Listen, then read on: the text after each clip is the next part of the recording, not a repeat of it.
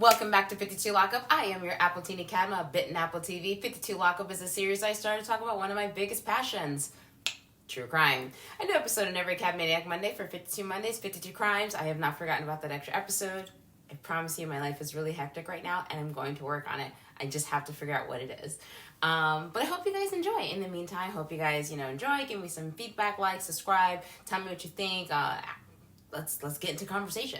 And of course, as always, viewer discretion is always advised.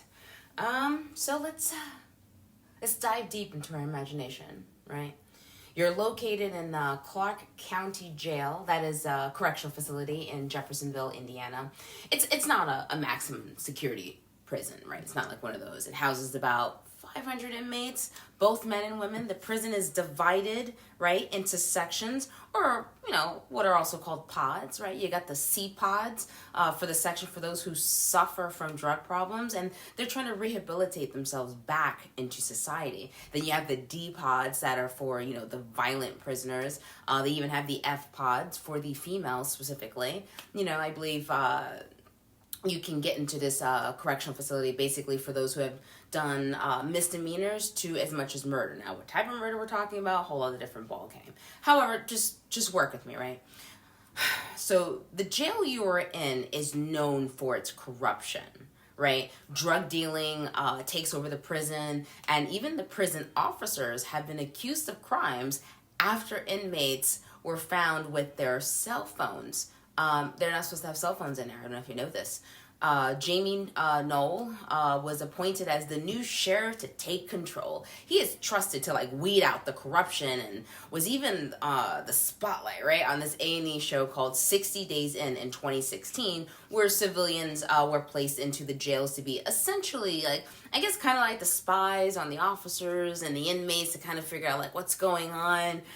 Jamie Noel has been in fire and EMS since 1987 as an advanced EMT, a fire chief, received awards like the Midwest Award for Lifetime Achievement in the Fire Service. And so much more. Just endless awards. He was even a Republican precinct committee man since 1994. They've got quite the resume, right? He gets an encore, when he's walking into the room, right? They're like, "Whoa, Jimmy!" Right? However, corruption goes much deeper this time in the news than opposed to what they were probably showing on the A&E channel, right? So I want you to take a breather for a second, right? Inhale, exhale. Inhale, exhale, right? The date. It's October 23rd, 2021. Going into October 24th, 2021. You've made some choices, some bad choices, and they've landed you in jail, even if it's a misdemeanor, right? You're serving your time, at least until you're released, your court date. You're in the fourth pod or so, pod C and pod F and stuff. In jail, you got to follow instructions, so you go to bed when you're told. And, there's a strict schedule. You wake up, you eat, you do what you're told. It's very much like military-like, right? So now you're laying in bed, and then you hear the door open, right? You're in jail, and if anything happened, you literally have nowhere to run, right? So you open your eyes, you realize there's two people in your room. Well, there are correctional officers, right? So if something's wrong, it's not the correctional officers. It's two men covering their face with shirts in the women's pod, yelling, "Where's that pussy at? I haven't had pussy in 2 years." Who do you call if something like that happens? The jail guards? They would show up, right? There's cameras directly over the doors to show who's coming in and out, someone's gonna see, right? They're gonna be like, "Whoa, how'd the men get in here?" Right? Well, in this case, no jail guards appear at all. No help at all. These two men decided to bring their friends and wreak havoc in the female jail pods. They are told if they are screaming and bring any kind of attention, they will kill them and they will rape them. So now you're stuck in this pod with no help. You're being fondled, sexually assaulted, and eventually you're going to be one of the two women that are actually end up being raped. You've been violated in a different way that no one can truly understand. Although you're in jail rehabilitating to be more productive in society, now you're stuck in this travesty. You have no weapons. The furniture that is in your room, right, what's in there is structured to the walls and the floors. So it's not like you could take a chair and like do something to defend yourself. There's torture would go on for hours without any help coming your way. Regardless of your choices, and after due process, the law is still supposed to protect you in those prisons. What would they say? I mean, what does that say about the country, right? What does that say, right? If you stoop down to a whole other crazy level, right? Seems like a modern medieval approach, right? Possibly. I mean, hell, what about the people who are stuck, who are actually innocent sitting in jail? I mean, studies even estimate that about 4 to 6% of people incarcerated in U.S. prisons are actually innocent. If 5% of individuals are actually innocent, that means 1 in every 20 criminal cases result in a wrongful conviction. And then let's say something like this happens to you. So the next day, you and around 27 other inmates have been violated, tortured, and one of you, maybe you're the one, talks and tells their lawyer. The lawyer is now enraged. Now there's an intense investigation going on, right? Afterwards, now you have PTSD at night because you can't sleep, because you need to be on guard to protect yourself from anyone that may come in. Media outlets, bam, hit big time. Once it is discovered that correctional officer David Lowe sells the key for $1,000 to male inmates for the female's pod. Trafficking inmates, which is illegal, by the way. Jamie Knoll, what happened to cracking down on the corruption? I mean, like, you got the major spotlight. Like, what happened? Jamie Knoll and quite a number of officers, I couldn't get all their names, unfortunately, are being filed against with legal action, of course, and David Lowe is being charged. I assume it's his opportunity to be with his inmates that he obviously seems to like so much, that he took the money from. So, because, I mean, let's be real, $1,000, that's not a lot of money. That doesn't even pay rent. Like, come on. The lawsuit states numerous male detainees used the keys obtained from Lowe to enter pods 4E and 4F, where they raped, assaulted, harassed, threatened, and intimidated the plaintiffs in this lawsuit and other women for several hours, resulting in significant physical and emotional injuries. No one came to the women's aid at all. And the women were left, right, with these physical injuries, including bleeding, vaginal tears, and genital herpes, according to the lawsuits, right? So vaginal tears take a minimum around like 2 weeks minimum to heal, right? Less depending on like the damage that's been done, right? Now, we have this genital herpes thing going on, right? A common sexually transmitted infection, right, marked by genital pain and sores. And it is caused by the herpes simplex virus. Now, for those who may not get a sex education where they're at, here are some things to know about genital herpes. Is that it does not present itself, right, in everyone. There is no cure for herpes, and the severity of the virus will vary over time, right, of the infected person's lifetime, right? It'll kind of just move around. There's no like black and white kind of answer about it, right? So some people with the disease do not experience any symptoms for extended periods. They may still shed the virus though, even when no symptoms are present. When I say shed the virus, I mean obviously pass it off. Obviously, symptoms are there now for the victim. There are actually 2 types of herpes. Let's have a sex education class, kids. The herpes simplex virus 1 and the herpes simplex virus 2. HSV1 is often caused by oral herpes or cold sores, right? HSV2 is the cause of most cases of genital herpes. You can't tell the difference, obviously, by looking at it to see which virus. Like, oh, I think you got 1 or 2, right? I mean, you need to go to a professional if you're curious, right? But after the initial infection, the virus gets into the nerve roots and spreads to the sensory nerve ganglia. Sensory nerve ganglia are enlargements along the peripheral nerves, right? The peripheral nerves is the messenger between the brain, right, and the spinal cord talking to the rest of the body, right? So you feel like, ooh, my feet is cold. That's that. When you're using your body's muscles to begin walking or even doing all of this, right? That's all that communication that's going. Genital herpes can lead to complications, especially the first time you have it.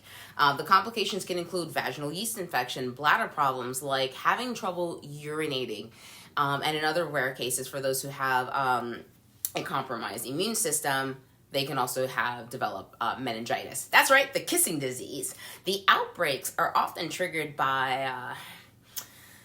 So they're triggered, right, by different things. It could be, whether it's viral or bacterial infection, you could be menstruating, it'll trigger an outbreak. It could even be stress, right? So recurrent genital herpes is very common, especially within the first year of the initial infection. Touching the sores and then touching the other parts of your body will actually help the herpes spread, by the way. So the other woman who was raped in the cell actually ended up pregnant, ended up miscarrying. I should have looked it up for this video, but I'm just curious. Where is Indiana on their Roe v. Wade thing? I mean, like, because let's think about this, right? Would she be forced to have the baby after being raped by other inmates, after the key to her housing unit was sold to traffic them for $1,000 by the law? I'm sorry, hashtag asking for a friend. I'm just throwing questions out there.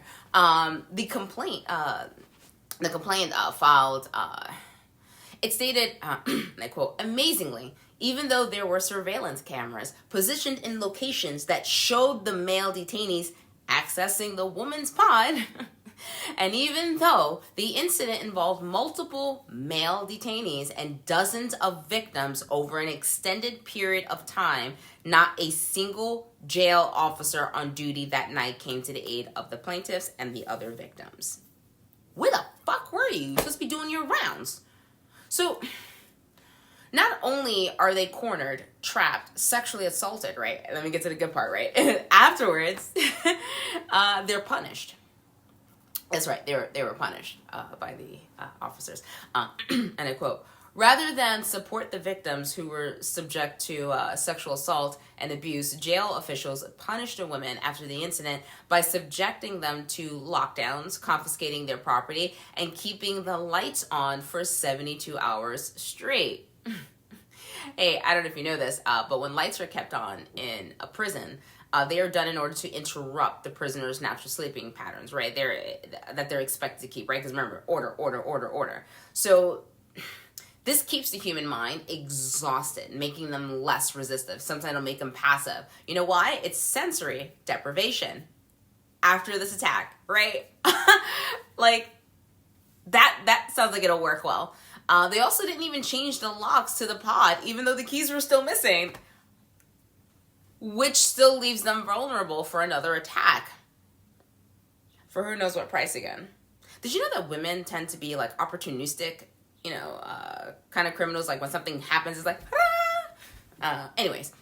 Jamie, this prison, how do you say, it's giving Zimbardo? I don't know, it's giving, welcome to Gotham, Jimmy. It's not as bad as it looks, especially if you're a cop. Cops got it made in Gotham. You know what I mean? Like, that's what it's giving me. The lawsuits were filed after Lowe was criminally charged in October, obviously, with 3 counts of escape, official misconduct, and trafficking with an inmate, according to the online court records. His trial has been scheduled, obviously, for November, and it's been, ongoing. And he faces about 9 years in prison if convicted of all 3 charges, according to the records. Now, this is also where things get a little concerning, right? Now, will these officers be held accountable for their actions? This is a major conversation that is deeper than oceans and a major fear of civilians, right? What can be expected when those who are supposed to uphold the law break it? What happens to society when officers are not trusted? Actually, Dr. Michael Friedman stated in Psychology Today that recent polls suggest that the majority of Americans do not feel that police are adequately held accountable for their actions, treat racial groups equally, or use the right amount of force. This lack of trust undermines the legitimacy of law enforcement and creates an unequal society in which some feel comforted by law enforcement, while others feel suspicious and distrustful. Members of the community are more likely to feel safe and cooperate in investigations if they trust law enforcement. Thus, it is in the best interest of all stakeholders to understand and build trust in law enforcement. ... As you see here. Sorry. Research shows that perceived legitimacy of law enforcement is crucial. It is crucial to effective law enforcement. So now you have it on a deeper scale, from society to even if you end up in the prisons. It's an ingrained fear. I mean, unless you're... Sorry, could you say that again? Sorry, I'm having trouble hearing you. Sorry, Siri doesn't know how to mind her business.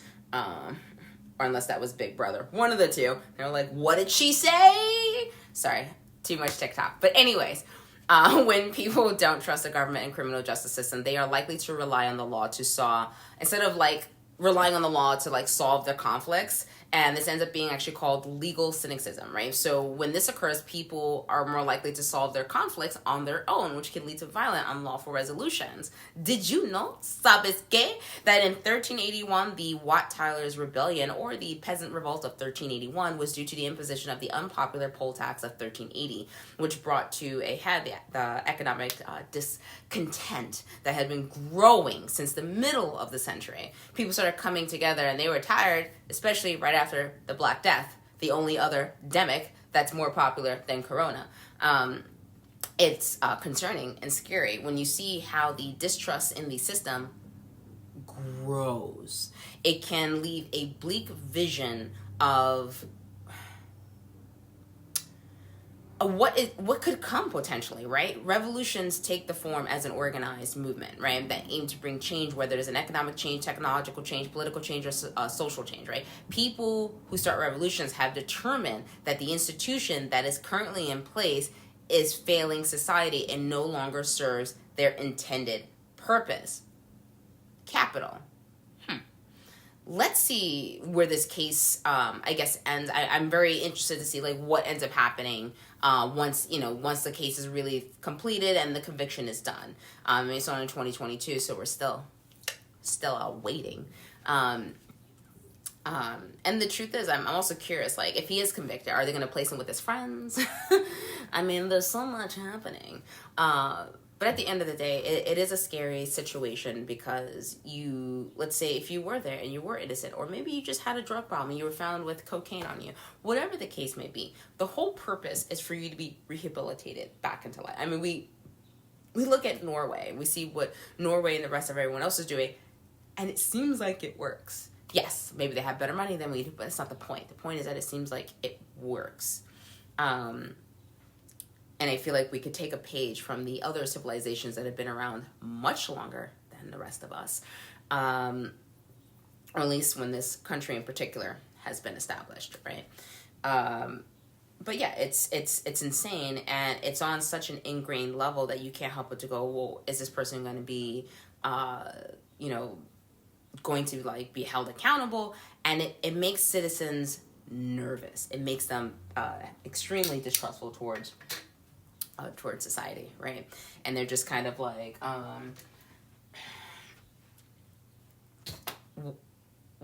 wait, what's happening? Who's the good guy? Who's the bad guy? And if you look at what's currently happening in the news, people are tense.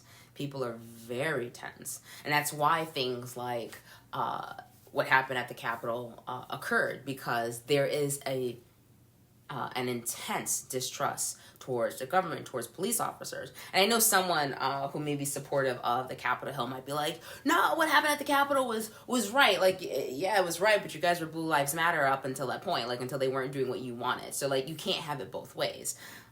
There needs to be a new, some sort of reform that will allow citizens to trust the very officers that they're supposed to be trusting, right? I don't care what your racial background, ethnic background, social class, it doesn't matter. There needs to be some kind of reform that shows, hey, you can trust us.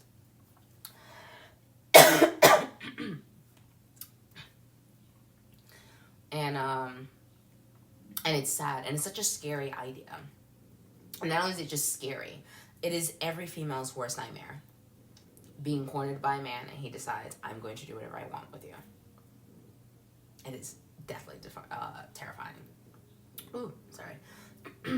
But I wonder what you guys think. And before anyone goes off like, you're anti-police, I'm not. I used to actually work with the police precinct, so.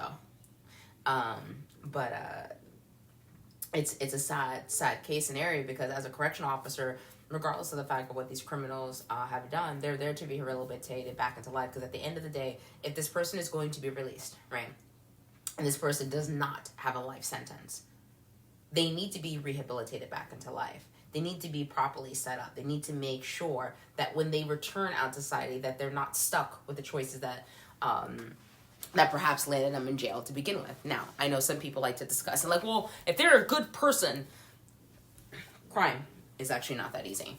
So there are people who commit crimes because they are hungry, because they're not making enough money, because they have to get their grandmother some fucking medicine, and their grandmother is the one that takes care of them. There are a lot of reasons why people commit crimes. Yes, of course, we're going to include serial killers. I mean, it's 52 lockup, right? So, there's a lot of reasons why someone would end up in jail. And then there's also, like I said, the innocent factors. Somebody got the evidence wrong. Sometimes people just need a scapegoat.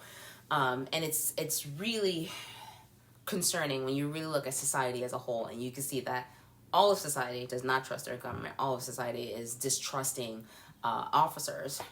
I thought Siri was listening again. I was like, hey, big brother. There's a lot going on, and it puts everyone on edge. And just as a side fact, just for like funsies, did you guys know that a lot of the mafias that it came across is because the government was too corrupt, so the people took it upon their themselves to get their hands dirty? Like the Yakuza. That's how the Yakuza actually started. The government was getting corrupt, and they were like, nah, we breaking balls today. Like, we're not doing this. Same thing for like Vietnamese mafia, BTK. That happened here in America because people were not kind, and they were like, we need to take care of our own. And then they came together. So when there's excessive corruption, only more chaos will ensue. And then at the end of all the smoke, then things come anew, right? In the great, great poetic words of Chevelle, I wonder what's next. Nothing. Whoop, whoop! I know you guys are like, wow, that was really creepy, but and did you guys like my hair? I love it. This is my favorite piece, my little leather wrap. My grandmother gave me them before when I was like little. It's my thingy. So, okay, but that's enough of this. Bye!